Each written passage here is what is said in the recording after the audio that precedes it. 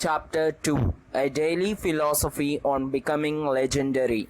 Do not allow your fire to go out, sparked by irreplaceable spark in the hopeless warps of the not quite, the not yet, and the not at all. Do not let the hero in your soul perish in lonely frustration for the life you deserved and have never been able to reach. The world you desire can be won. It exists.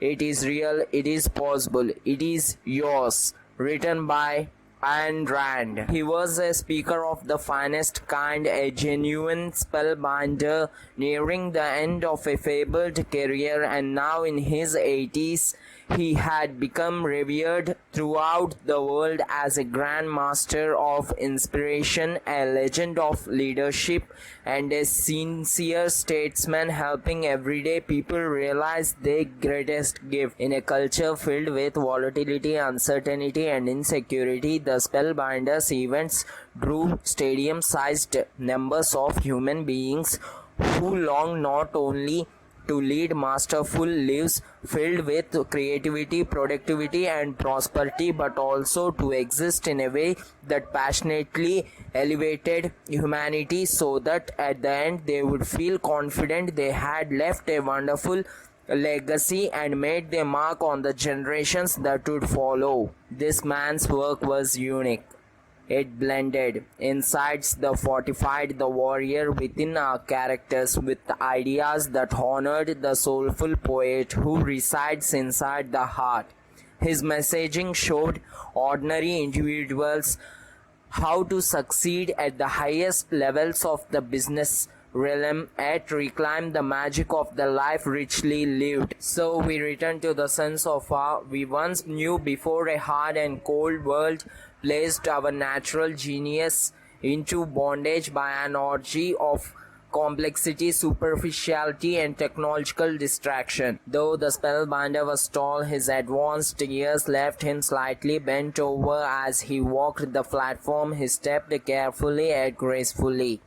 A precisely fitted charcoal grey suit with soft white pinstripes gave him an elegant look. A pair of blue tinted eyeglasses added just the right amount of cool. Life's too short to play small with your talents. The spellbinder spoke to the room of thousands. You were born into the opportunity as well as the responsibility to become legendary.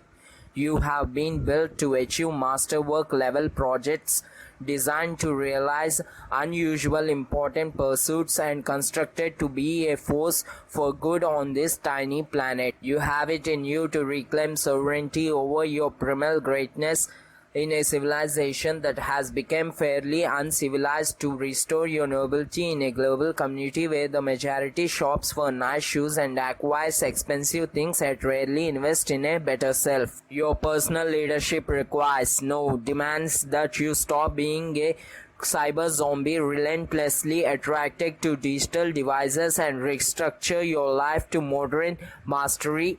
Exemplify decency and relinquish the self-centeredness that keeps good people limited. The great women and men of the world were all givers, not takers.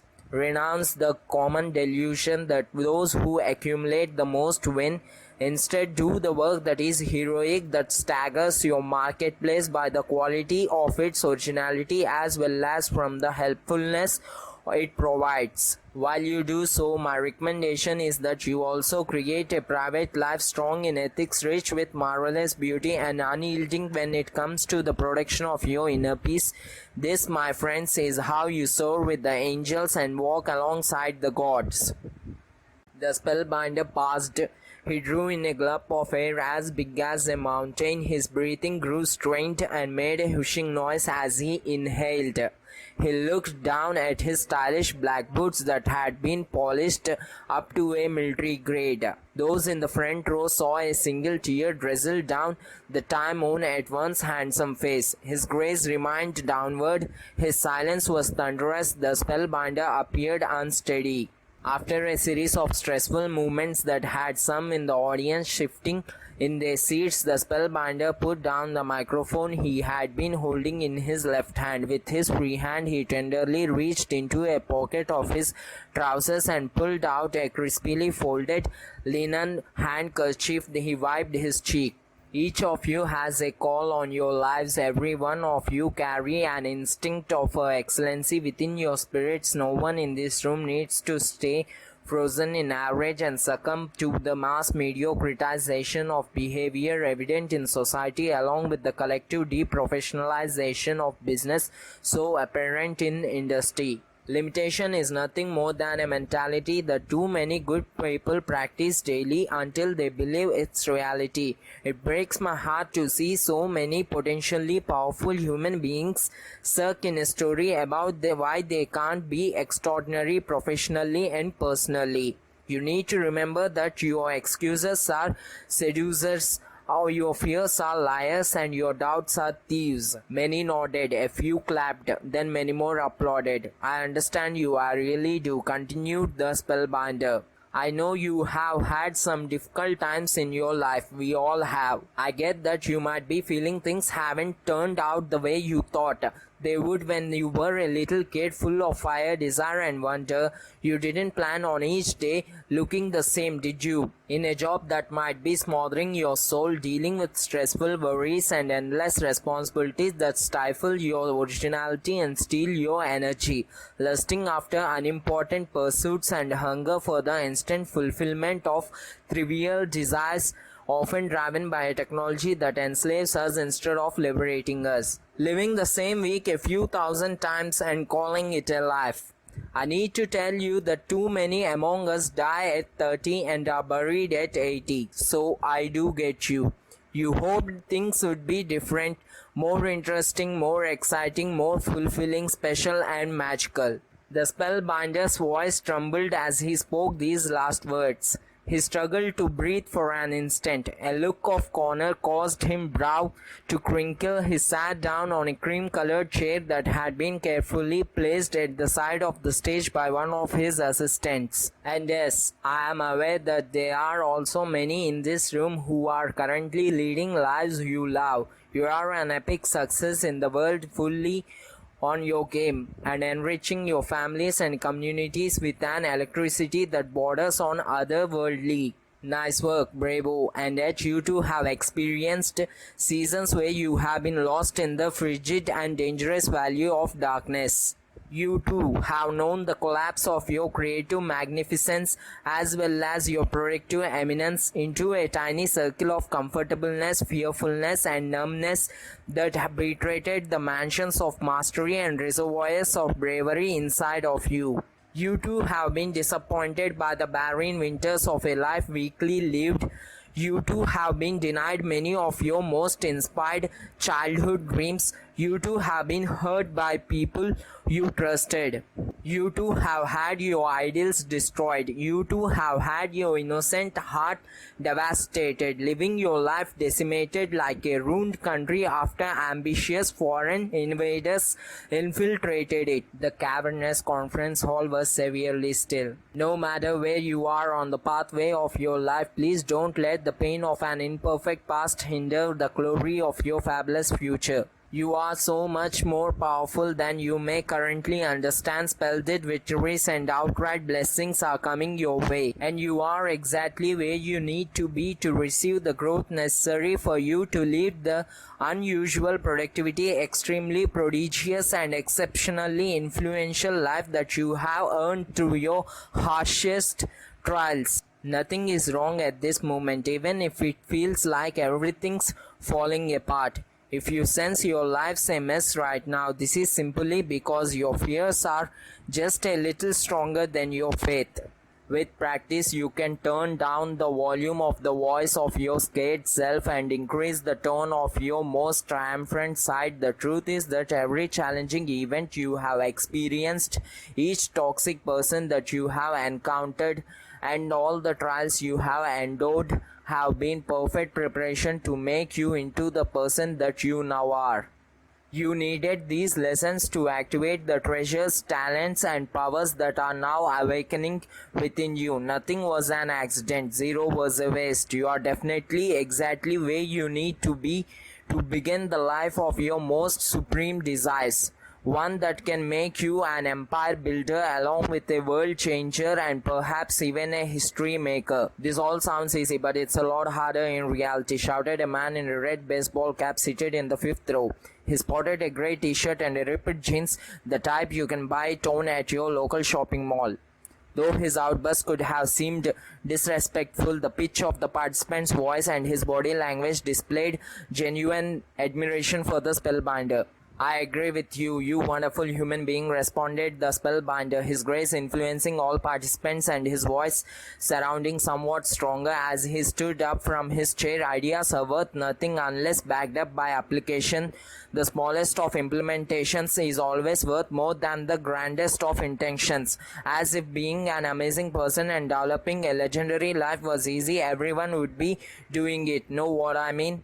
Sure, dude, replied the man in the red cap as he rubbed his lower lip with a finger. Society has sold us a series of mistruths, the spellbinder continued. The pleasure is preferable to the terrifying yet majestic fact that all possibility requires hard work, regular renovation, and a dedication as deep as the sea to living our harbors of safety daily.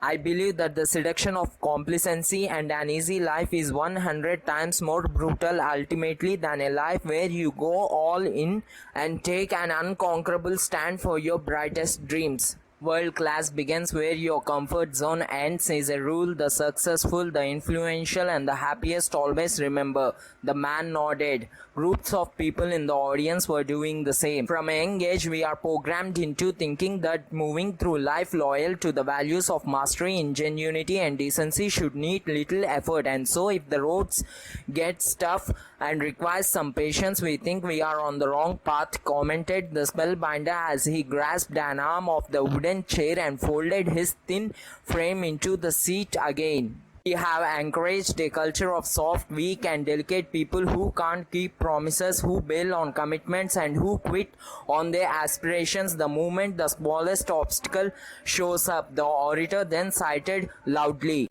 Hard is good. Real greatness and the realization of your inherent genius is meant to be a difficult spot. Only those devoted enough to go to the fiery edges of their highest limits will expand them, and the suffering that happens along the journey of materializing your special powers, strongest abilities, and most inspiring ambitions is one of the largest source of human satisfaction. A major key to happiness and eternal peace is knowing you have done whatever it took to earn your rewards and passionately invested the effortful audacity to become your best.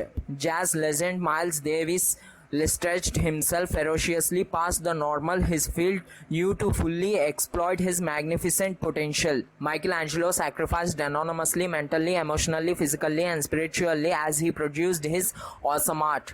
Rosa Parks, a simple seamstress with outstanding courage, endured blunt humiliation when she was arrested for not giving up her seat on a segregated bus, igniting the civil rights movement. Charles Darwin demonstrated the kind of resolve that virtuosity demands by studying barnacles as barnacles for 8 long years as he formulated his famed theory of evolution. This kind of dedication to the optimization of expertise would now be labeled as crazy by the majority in our modern world that spends huge amounts of their irreplaceable lifetime watching streams of selfies, the breakfasts of virtual friends, and violent video games, noted the spellbinder as he peered around the hall as if committed to looking each of the attendees straight in the eyes. Stephen King worked as a high school writing teacher and in an industrial laundry before selling Carrie, the novel that made him famous.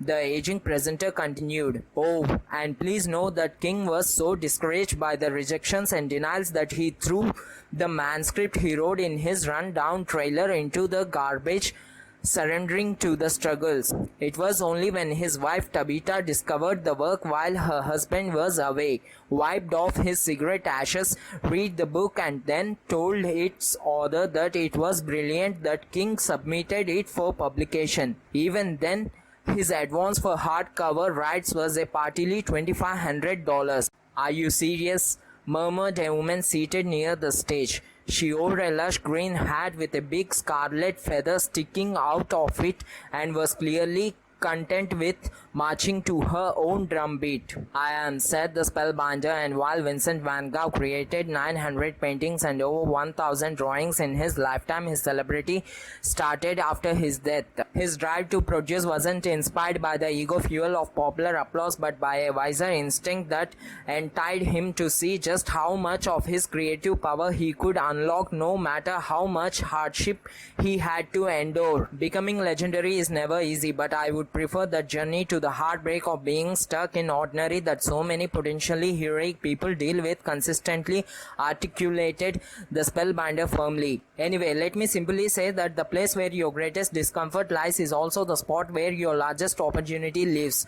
The beliefs that disturb you, the feelings that threaten you, the projects that unnerve you, and the unfoldments of your talents that the insecure part of you is resisting are precisely where you need to go. To lean deeply toward these doorways into your bigness as a creative producer, seeker of personal freedom and possibilitarian, and then embrace these beliefs, feelings and projects quickly instead of structuring your life in a way that's designed to dismiss them. Walking into the very thing that scares you is how you reclaim your forgotten power and how you get back the innocence and awe you lost after childhood. Suddenly, the spellbinder started to cough mildly at first, then violently, like he had been possessed by a demon hell-bent on revenge. In the wings, a man in a black suit with an aggressive crew cut spoke into a mouthpiece tucked discreetly into his shirt cuff. The lights began to flicker, then dim. A few audience members who were located near the platform stood unsure of what to do. A uniquely pretty woman with her hair in a crisp bun, a clenched smile, and a tight black dress with an embroidered white collar rushed up the metal staircase that the spellbinder had assigned at the beginning of his talk. She carried a phone in one hand and a well-worn notebook in another. Her red high heels made a click-clack sound as she raced toward her employer. Yet the woman was too late. The spellbinder crumpled to the floor like a punchback boxer with a large heart but weak skills in the final round of one's glorious career that he should have ended many years earlier. The old presenter lay still. A tiny river of blood escaped from a cut to his head.